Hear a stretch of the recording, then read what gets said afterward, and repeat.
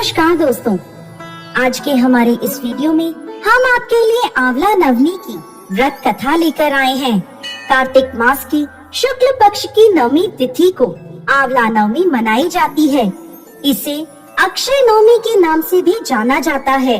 आंवला नवमी के दिन सपरिवार आंवले के पेड़ की आराधना की जाती है। आंवला नवमी की व्रत कथा के अनुसार एक समय किसी नगर में एक सेठ और सेठानी रहते थे। उनके 4 बेटे और 4 बहुएं थी। सेठ जी के पास इतनी धन दौलत थी कि उसका हिसाब किताब रखने के लिए कई नौकर चाकर थे जो उस धन को तराजू में तोलकर रखते थे। सेठानी जी ने एक नियम ले रखा था, वो रोज एक सोने का आंवला दान करती और उसके बाद ही भोजन करती थी। सेठ सेठानी सुख पूर्वक अपना जीवन व्यतीत कर रहे थे। एक दिन सेठानी जी की बहुओं ने आपस में बात करी, यदि माँ साहब इसी तरह सोने का आंवला दान करती रही तो हमारे पास कुछ भी नहीं बचेगा, धीरे धीरे सब कुछ खत्म हो जाएगा। ऐसा सोचकर सभी बहुएं सेठानी जी से कहने लगी, माँ साहब आप सोने के आंवले की जगह रोजाना एक सादा आंवला दान करने लगे। सेठानी जी ने उनकी बात मान ली और रोज एक सादा आंवला दान करने लगी। कुछ समय बाद सेठानी जी की बहुओं को उनका सादा आंवला दान करना भी अखरने लगा। उन्होंने सेठानी जी से सादा आंवला दान करने को भी मना कर दिया। यह बात सुनकर सेठ जी और सेठानी जी को बहुत दुख हुआ। वो दोनों अपना घर छोड़कर जंगल की ओर चले गए। उस दिन सेठानी जी ने आंवला दान नहीं करा था, इसलिए उन्होंने भोजन भी नहीं किया। जंगल में चलते चलते रात हो गई तो वह दोनों एक घने पेड़ के नीचे सो गए।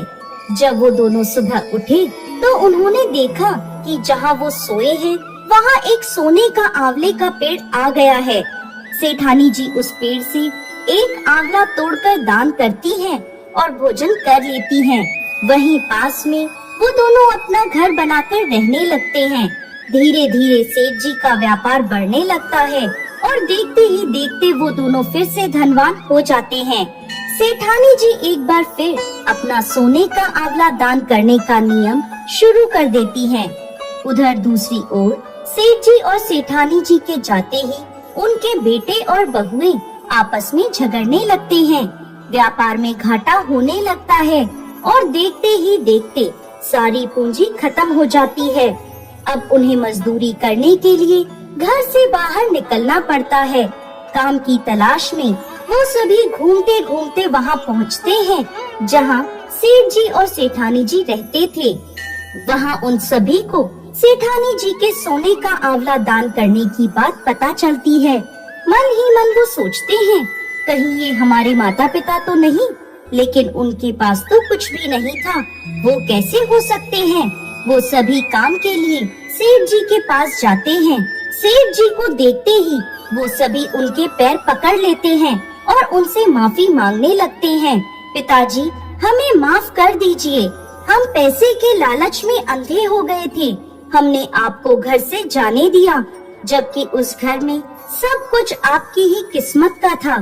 सेठ जी और सेठानी जी ने अपने सभी बेटों को माफ कर दिया और वो अपने पूरे परिवार के साथ सुख पूर्वक रहने लगे।